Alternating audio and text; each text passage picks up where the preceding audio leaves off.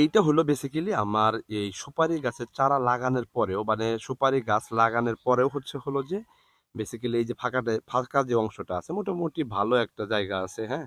আমি চাইলে এখানে অনেক কিছুই করতে পারবো, ছোট্ট পরিসরে হলেও অনেক কিছু করতে পারবো। মোটামুটি আলটিমেটলি আপনার ৪ কাঠার মতো তো জায়গা তো হবেই মিনিমাম ফাঁকা আছে, যেখানে আমি চাইলেই অনেক কিছু উৎপাদন করে খাইতে পারবো।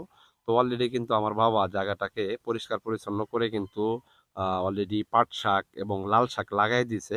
আমি সেটাও আপনাদেরকে দেখাবো ইনশাআল্লাহ। আপনারা দেখতে থাকেন, ভিডিওটার সাথে থাকেন। আর খামারি ভিত্তিক বা কৃষি সেক্টরের সকল ভিডিও পেতে অবশ্যই আমি তাজুল্লাহর সাথে থাকবেন ইনশাআল্লাহ। আপনাদেরকে একদম পূর্ণাঙ্গভাবে স্টেপ বাই স্টেপ আমি প্রত্যেকটা বিষয় নিয়ে আপনাদেরকে বলার এবং দেখানোর চেষ্টা করবো ইনশাআল্লাহ। দেখেন, এই যে ক্যামেরার সামনে দেখতে পারতেছেন, এটা হলো মানে পাট শাক আর কি। পাট লাগাইছি হলো শাক খাওয়ার জন্য, হ্যাঁ। এই যে দেখেন, যদিও একটু পাতলা হয়েছে, তো এইটা প্রপারলি গাইডলাইনের মাধ্যমে যখন আমি স্টার্ট করব, এটা তো আব্বা লাগাইছে, আব্বার মতো করে আব্বারে জাস্ট বলছিলাম যে জায়গাটা একটা পরিষ্কার পরিচ্ছন্নতা করার একটা প্রয়োজন, যাতে করে আমি আমার যে একটা চিন্তা ভাবনা বা অলরেডি আমি একটা কোর্স করতেছি, আপনারা জানেন কিনা জানি না বা বলেও না এর আগে, আমি কৃষি সেক্টর নিয়ে একটা কোর্স করতেছি আলহামদুলিল্লাহ।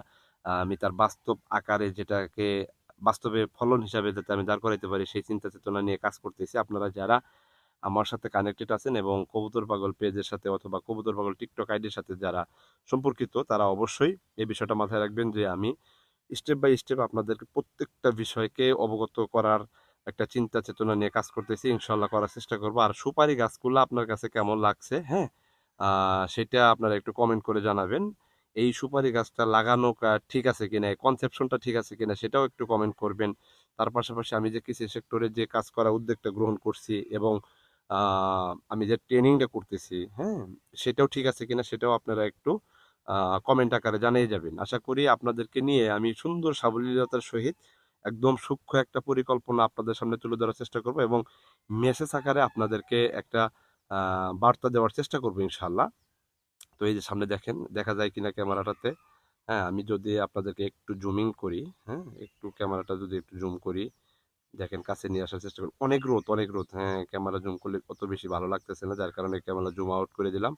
তো এটা হলো মেনলি আমার একটা কি বলে প্রজেক্ট। আমি ইনশাল্লাহ অনেক তাড়াতাড়ি আর কি এটা শুরু করে দিব। আপনারা একটু কমেন্ট করে জানাবেন যে আমার এই কনসেপশনটা ঠিক আছে কিনা বা এই কাজটা করে আমি কি এখান থেকেও একটা সফলতার মুখ দেখতে পারবো কিনা। আপনারা জানেন যে আমি কিন্তু অলরেডি ফার্মিং সেক্টরে মোটামুটি আলহামদুলিল্লাহ আল্লাহ তাআলা অনেক ভালো একটা রেজাল্ট আমাকে ফিডব্যাক দিয়েছে।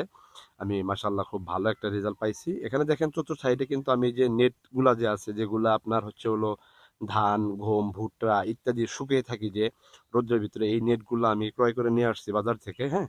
এখানে একটা রুল আমি আনছি, একটা রুল, পুরাটা রুল আমি হলো চতুর্থ সাইডে বাউন্ডিং করে দিছি, যাতে করে কোনো ধরনের আমার গ্রামের যেহেতু মুরগির একটা বিচরণ আছে, ঠিক আছে, শিয়াল কুকুরের একটা আবির্ভাব আছে, তো সেটা থেকে যাতে আমি একটু রক্ষা পেতে পারি এবং আমি যেই কাজটা করব সেটা যাতে ভালোভাবে উৎপাদন করতে পারি, যার লক্ষ্যেই এই নেট দ্বারা আমি একটা বাউন্ডারি করে দিয়েছি, যাতে করে আমি একটু অ্যান্টিসেপ্টি মেনটেন করতে পারি। তো আপনারা ইতিপূর্বে ভিডিও দেখে বা এতক্ষণ পর্যন্ত ভিডিও দেখে কিরকমটা অনুভব করলেন অবশ্যই কমেন্ট আকারে জানিয়ে যাবেন। ইনশাআল্লাহ পরবর্তীতে আরো সুন্দর ভিডিও আপনাদের সামনে নিয়ে আসবো। ভালো থাকবেন সবাই। আল্লাহ হাফেজ। আসসালামু আলাইকুম।